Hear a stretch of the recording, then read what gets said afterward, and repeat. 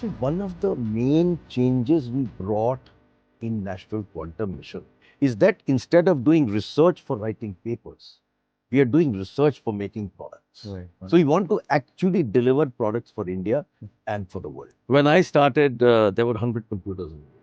Today, of course, all of us have a computer in our hands as a phone. So it's a major, major journey that we have passed. Having come from that hardware background, when I got a call from the government to say they want to appoint me chairman of the National Quantum Mission. So I said, why me? So they said, we wanted somebody who understood both hardware and software. Because just understanding software is not good enough. And since this is a hugely hardware oriented business, that's how I got into this. And so here I am working on the next generation of computing, Yes. which is such an exciting journey for me. Hello and welcome to an exclusive interview on ETH Insights. Today we have with us Mr. Ajay Chaudhary. He is the Chairman Mission Governing Board of National Quantum Mission. Mr. Ajay Chaudhary is a Padma Bhushan recipient and he is also the co-founder of HCL. Sir, it's a pleasure to host you on ETH Insights. Thank you for doing this with us. Thank you. Thank you. Let me begin by asking you, at a time when deep tech technology is intensifying across the globe, National Quantum Mission, if you can just express in your words the importance of National Quantum Mission and more so, how is it different from the other technology advancements that we've done? Sure. Let me start from a point which is very dear to my heart, Right. which is technology sovereignty. Today, technology has become interlinked with economics Right. and geopolitics. So, technology is being used as a weapon. For example, China, with its ban on critical minerals, weaponized it. So, it's very critical that Right. as a country, we have technology sovereignty. Now, there are certain technologies which are very, very critical technologies. And quantum is one of those most critical technologies along with AI. Right. These two are in a manner equal. Rest fall below. Right. Why is it so? The reason for it is that every country wants to own the quantum technology. And nobody wants to share quantum technology. So if we are not on our own and we don't do things on our own, we will be in trouble. Right. And that's the reason the National Quantum Mission exists. Right. Because the government very clearly felt that they must invest into quantum ahead of time. Right. Right. So you've clearly explained the importance of quantum technology. So globally, when we talk about the intensity and how countries are doing, where does India stand in terms of the technology? And National Quantum Mission obviously was set up. Is there a progress with terms of, and how has that progress been? If you can just put into some. See, the National Quantum Mission has 4 verticals. Right. Vertical number 1 is quantum computing. Then vertical number 2 is quantum communication. Vertical number 3 is quantum sensing. And vertical number 4 is quantum devices and materials. Right. So each and every part of quantum technology we are addressing. Now, if you look at where do we stand as a country in each of these areas, the good news is that even prior to the National Quantum Mission, the Department of Science and Technology set up a pre-quantum mission program. Right. And under that pre-quantum mission program, they developed a lot of scientists to work in this. So you'll be surprised that we have close to 700 scientists actually working on quantum technologies today. Right. Within the quantum mission. And outside of that, another 300 to 400 are sitting with various startups. Right. So we have close to 1,000 people quantum technology capability, which is not small. Right. If you go to any European country, there'll be hundreds. Right. They will say, okay, I've got 50 or I've got 100, but that's where they will be. Right. So the sheer power of India, the sheer intellectual power of India is sitting inside the quantum mission. Right. Now, where are we standing in each of these 4 verticals Right. is what I will take up. Quantum computing. Till last year, we were sitting at 7 qubits of power in quantum computing that we Right. had developed at TIFR. Today, we are sitting with 64 qubit. Wow. So from 7 to 64 qubit, we have traveled in 1 year. Right. And our objective is to travel to 1,000 qubits. A typical qubit is like, if you look at the normal classical computer, you talk in bits, Right. 0 or 1. Right. In quantum computing, you talk about qubits, where it's 0 and 1. Since it's 0 and 1, it is much faster than classical computer. Right. So that is where we are sitting. Today, the world is sitting at 1000 to 2000 qubits. Everywhere else. We are sitting at 64 qubits today. Right. But we are only 1 year old, 1.5 years old. So it's not that bad at all. Now, coming to quantum communications, we are world class. We have done more than many countries put together. So we already have many products that are created by the research institutes and converted from research institutes into product by startups. Right. So I'll name one fantastic company called QNO. They have developed a QKD and PQC product for making all networks completely quantum secure. Right. Okay. What do I mean by that? Let's say a rogue quantum computer is sitting in China, and if they attack our cyber security in India, they can bring down all our systems.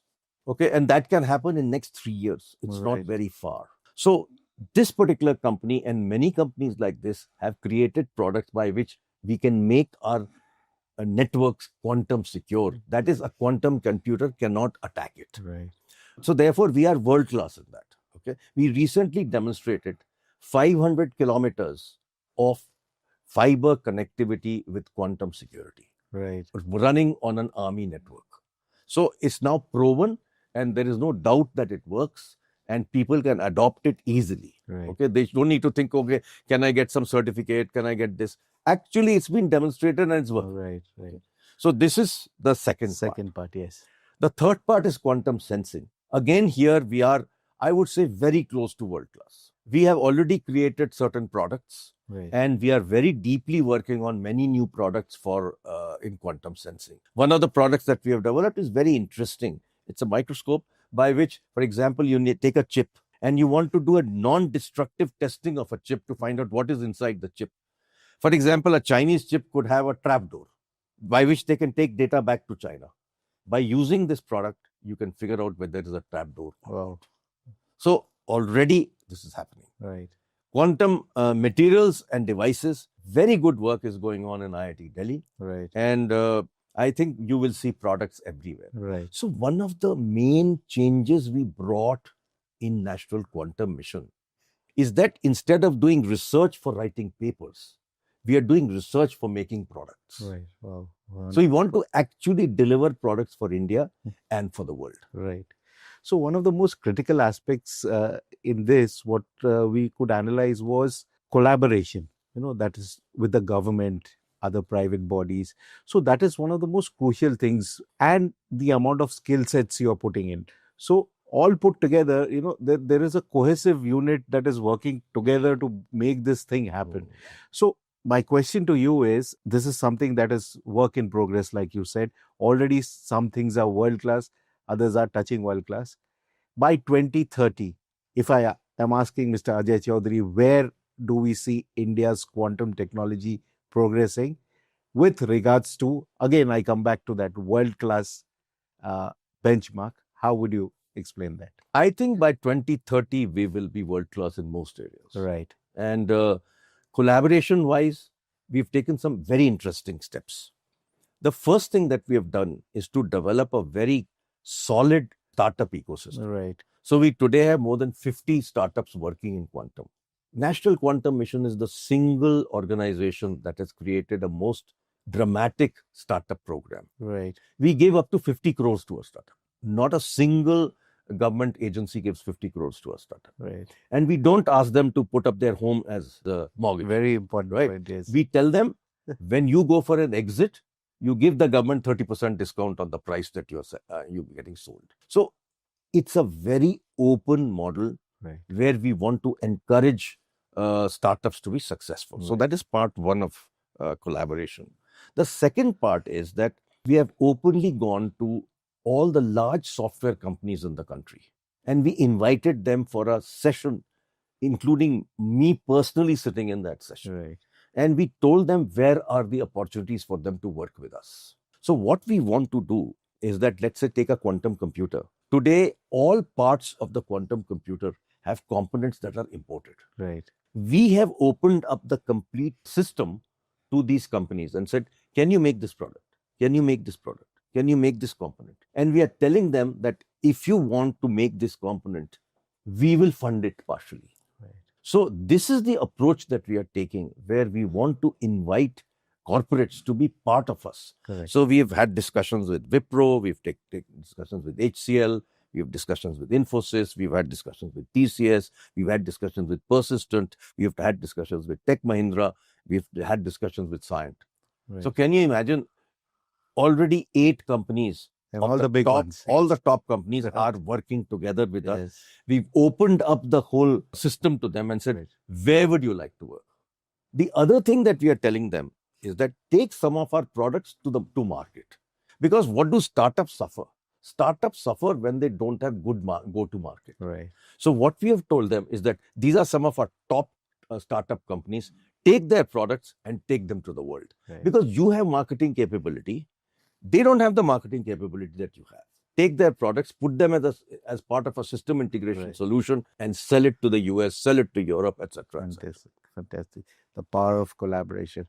Mr. Ajay Chaudhary, from the time 70s, co-founded HCL till now, National Quantum Mission. If I have to trace your journey through these 5-6 decades, this is a wonderful narrative you have scripted. So, in your words, how would you describe it? Purely in terms of technological advancement. When I started, there were 100 computers in India. Right. Okay. Today, of course, all of us have a computer in our hands as Right. a phone. So it's a major, major journey that we have passed through. Right. And then, of course, the hardware journey that we traversed for many, many years, where we created all kinds of products in Right. India, Right. was a very successful model. Then we brought mobile phones to India. We went to Europe. We searched which company we should work with. We actually had applied for a telecom license to actually deliver telecom services. Right. But we got the license for Chennai, but we could not service it because our partner Singapore Telecom walked out.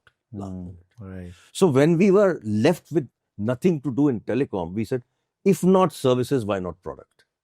So we went and picked up Nokia, brought it to India, and made it 80% market share. Right. So again, it's a market creation activity that we did. We created the market for computing. We created the market for reprographics. We created the market for phones. Right. And then we started to work on system integration. We Right. picked up large projects, 1,000 crore, 2,000 crore, 5,000 crore projects. Like we actually did the complete outsourcing for Aadhaar. Right. So that was a 2,500 crore project. Right. So this is the journey that we traveled. Right. Parallel to that, we created a software business, which was HCL Technologies. Yes. And the BPO business and the R&D export business. So actually, I've seen every part of IT or technology Right. since those days. Right. But having come from that hardware background, when I got a call from the government to say they want to appoint me chairman of the National Quantum Mission, so I said, why me? So they said, we wanted somebody who understood both hardware and software. Right. Because just understanding software is not good enough. And since this is a hugely hardware-oriented business, Right. that's how I got into this. Right. And so here I am working on the next generation of computing, Yes. which is such an exciting journey for me. Absolutely. Talking about the next generation, one mantra we would like you to suggest to all the upcoming and young entrepreneurs who are getting into entrepreneurship and making innovation fantastic. You see, for Yeah. entrepreneurs, what I would like to suggest is be extremely innovative. And whenever you create a product or a service that you are doing for the market, make sure that you have a clear differentiator. Don't be me too. And that is what will make you successful. And the whole essence of entrepreneurship is innovation. So continue to innovate and do not stop at where you are today. Think of tomorrow. Think your version 2, version 3, version 4, version 5. Think ahead of time so that you can plan your journey extremely well. Right. On that note, Shri Ajay Chaudhary, pleasure to talk to you. Thank you for those wonderful insights. Thank you very much for your time. Thank you for calling me here. It's a pleasure.